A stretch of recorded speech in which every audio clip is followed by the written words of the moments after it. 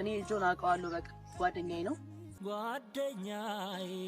ጓደኛዬ የልቤ ሰው መጽናኛዬ ጅምሬ ሰምሮ ቁጭት እንዲያምር ነህና ለኔ የሙሴን በትር አንተ መለከት የስኬት የበር ይብዛ ሰላም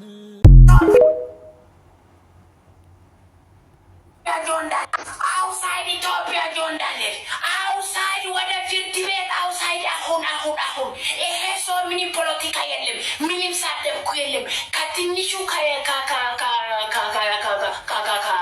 ከሽግሩ ከትምህርት ቤት ከትንሽ ሜሞሪ ነው ፕሊዝ ጆን ዳንኤል ምንም ፖለቲካ የለም ምንም ብሔረሰብ ሳደብኩ የለም ይሄ አርቲስት ነው ይሄ ቲክቶከር ነው ምንም ችግር የለም ሶይ ፕሊዝ ይቅርታ ከገና አማታማት ከበኋላ ከሽግሩ ከመጣ ቀጣት ነው አሁን አንድ ቀጣት አለ ፕሊዝ አሁን 1 week sit down already ፍርድ ቤት ፕሊዝ outside ጆን ዳንኤል every people stand for ጆን ዳንኤል outside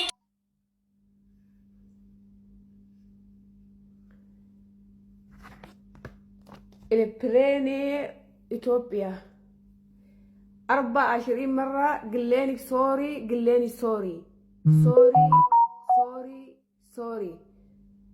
سوري ጆርዳን ምስኪን ልጅ ነው ይሄ ልጅ በጣም ምስኪን ልጅ ነው ሰው ይሳሳል እኔ ራሱ ላይ ባነኝ አይደል እንዴ ፎጣቸውን ለማልሳለሁ እኔ ሲመለስ ወደ ኢትዮጵያ ሲመለስ ይመልሳለሁ የፎጣቸው ጉዳይም ደግሞ አሳስባቸው ወደኔ እንዳትመጡ ብዬ እኮ ነው ዳሞ አንቺ ብሌባ ነው ብለሽ እንዳትመጡ ወደኔ ይሄ ነገር አሳሰበኝ እሱ ይቅርና ከፈለጋችሁ ገዝቼ ልካቸዋለሁ አዲስ ማለት ነው እና ሶሪ ኤሌፕሌን ኢትዮጵያ ሶሪ ፎር ላዚስ ሶሪ 24 مرة قلاني سوري كلها دقالي سوري قولي اوكي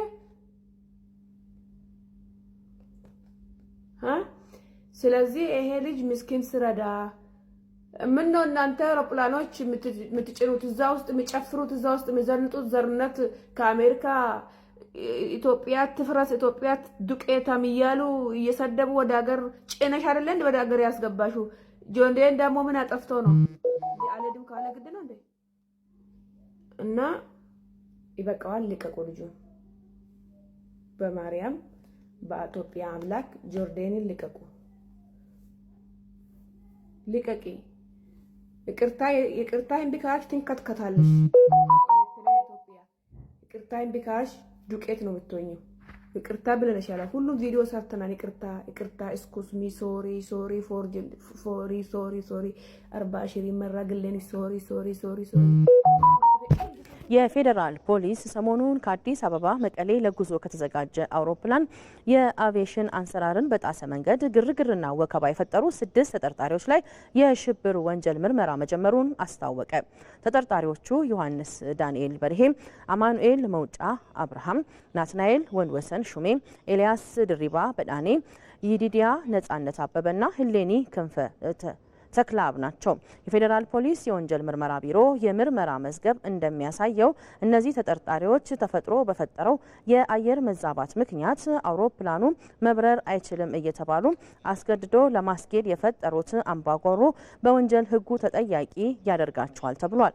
የፖሊስ ምርመራ ቡድን ተጠርጣሪዎች ላይ በወንጀል ተጠያቂ ለማድረግ ከተጀመረው ምርመራ ባሻገር ከጸረ ሰላም ኃይሎች ተልዕኮ ተቀብለው የተንቀሳቀሱ በመሆናቸው በሽብር ወንጀልም መጠርጠራቸው ነው የሚያመላክተው።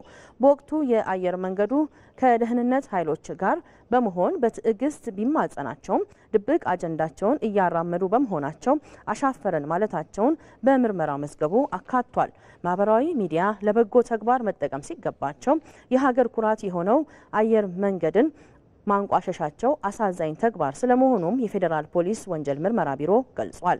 እነዚህ በቁጥጥር ስር የሚገኙ 6ቱ ተጠርጣሪዎች በሽብር ወንጀሎች የምርመራ መዝገብ ነገ ነሐሴ 20 2016 ዓ.ም ፍርድ ቤት ይቀርባሉም ተብሏል። ዘገባው የጥላውን ካሳ ነው።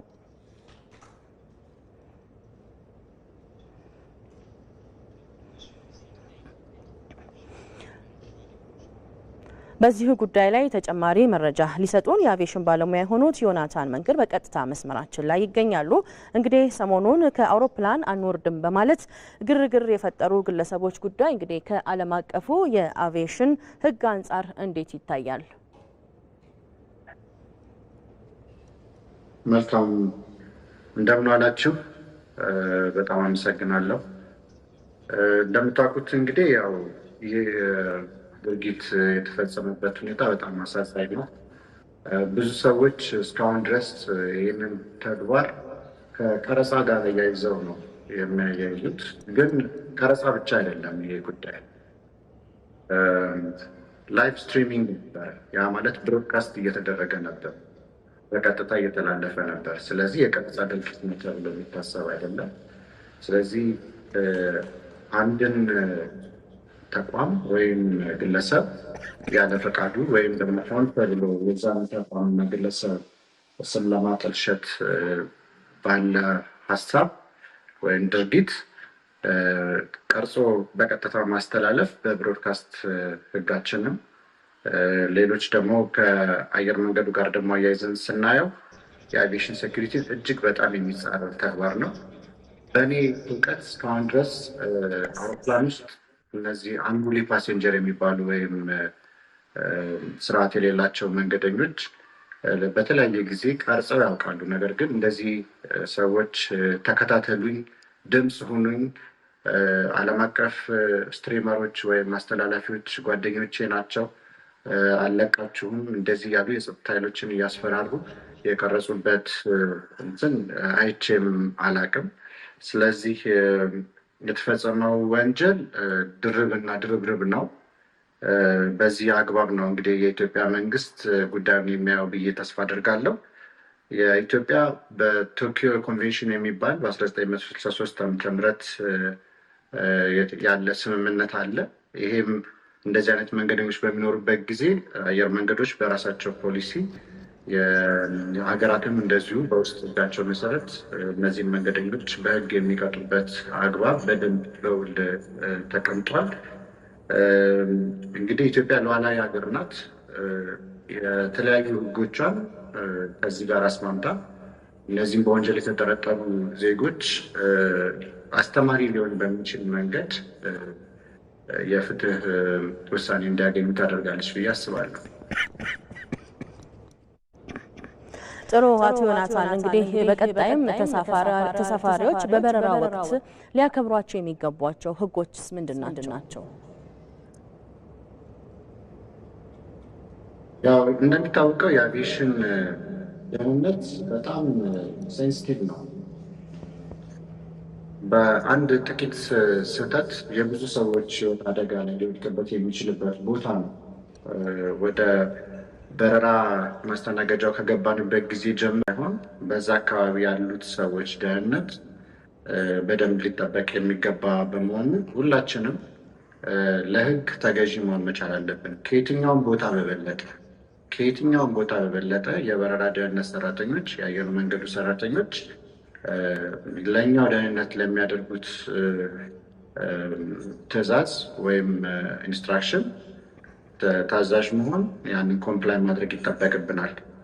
ይህ ትኬታችንን በምንገዛበት ጊዜ ትኬታችን ላይ በግልጽ የተቀመጡ ደንብና ህጎች አሉ። ብዙ ጊዜ ያው ያለማንበብ እና ያለመረዳት ችግር ይኖራል እንጂ አየር መንገዱ ከመንገደኞች የሚጠብቀው መሰረታዊ የሆኑ እንዲታዘዙ ወይም እንዲተገብሩ የሚጠበቅባቸውን ነገሮች በግልጽ አስቀምጧል። ከዚህ አንጻር አሁን ሰሞኑን የተፈጠረው ድርጊት በዋነኝነት ለተሳፋሪዎች ደህንነት፣ ለአየር ትራንስፖርት ደህንነት ነው እንጂ ማንንም ሰው ለማጉላላት አይደለም። ስለዚህ መንገደኞች ኤርፖርት ተርሚናል ከደረሱ ጊዜ ጀምሮ እንዲረዱት የሚያስፈልገው ነገር የእነሱ ፍላጎት ብቻ ሳይሆን የመጀመሪያ ቅድሚያ የሚሰጠው የአየር በረራ ደህንነት እና የመንገደኞች የተሳፋሪዎች አጠቃላይ የአቪዬሽን ደህንነት ነው ቅድሚያ የሚሰጠው። በዚህ ውስጥ ተባባሪ እንዲሆኑ ይጠበቃል። ተባባሪ የሚሆኑት በዋነኝነት ለራሳቸውም ጭምር ነው። ስለዚህ ከዚህ ትልቅ ትምህርት የሚወሰድ ይመስለኛል። ከዚህ በኋላ አላስፈላጊ ቀረጻ፣ ላይቭ ስትሪም ማድረግ ወይም የመሳሰሉትን ነገሮች ማድረግ የሚያመጣውን የህግ ቅጣት ወይም ኮንሲኩዌንስ ሰዎች ይረዱታል ብዬ ተስፋ አደርጋለሁ። መንገደኞች፣ አየር መንገዱም የበረራ ደህንነት ሰራተኞችም እስከዛሬ ድረስ በጣም ብዙ ትዕግስት ያሳዩበት ሂደት ነበር። አሁን ይህ ለአንዴና ለመጨረሻ ጊዜ ጥሩ እልባት ያገኛል ብዬ ተስፋ አደርጋለሁ። አቶ ዮናታን እንግዲህ የአቪዬሽን ህግን በተመለከተ ለሰጡን ሰፊ